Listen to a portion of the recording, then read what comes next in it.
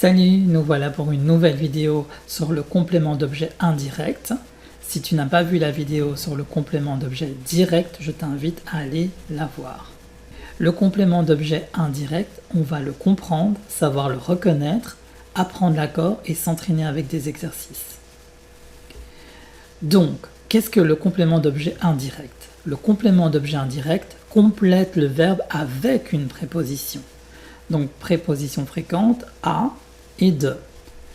Exemple, je parle à Marie. Il pense à son travail. I speak to Mary. I think about my work. Donc, à Marie et à son travail. Donc, on va se poser la question, je parle à qui? À Marie. Il pense à quoi? À son travail.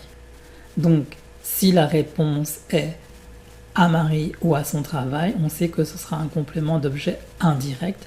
Pourquoi? Parce qu'il y a la préposition à. Alors, le dilemme, complément d'objet direct ou complément d'objet indirect. Donc, le complément d'objet direct, tu vas le reconnaître parce qu'il n'y a pas de préposition. Je mange une pomme. Le complément d'objet indirect, tu peux le reconnaître s'il y a une préposition. Par exemple, je parle à Marie. Pronom de complément d'objet indirect. Remplace le complément d'objet direct par lui, singulier, ou leur, pluriel. Exemple, je parle à Marie, je lui parle. Je parle aux enfants, je leur parle. L'accord avec le complément d'objet indirect, donc la règle simple, le complément d'objet indirect ne s'accorde jamais. Nous avons ici deux exemples, je leur ai parlé et je lui ai téléphoné. Il n'y a aucun accord dans ces deux exemples. Donc le piège du complément d'objet direct contre le complément d'objet indirect, je les ai parlé et je leur ai parlé. La bonne réponse est je leur ai parlé, parce qu'on dit parler à quelqu'un. Donc les verbes à connaître pour le complément d'objet indirect, parler à, téléphoner à, répondre à, demander à. Speak to, call to, answer to, ask to. Donc, complément d'objet indirect. Donc attention aux faux amis, certains verbes changent. Regarder quelqu'un, c'est un complément d'objet direct. Parler à quelqu'un, c'est un complément d'objet indirect. Donc parler à quelqu'un, parler à, donc tu vois la préposition. Regarder quelqu'un, il n'y a pas de préposition, donc c'est un complément d'objet direct. Donc le cas avec personne, le complément d'objet indirect peut être une personne.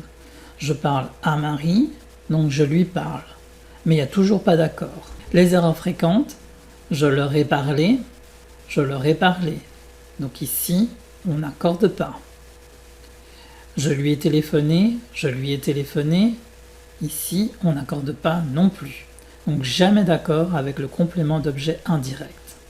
On va passer au quiz. Je parle, je leur ai parlé. Je regarde, je téléphone. Petite pause et on corrige ensemble.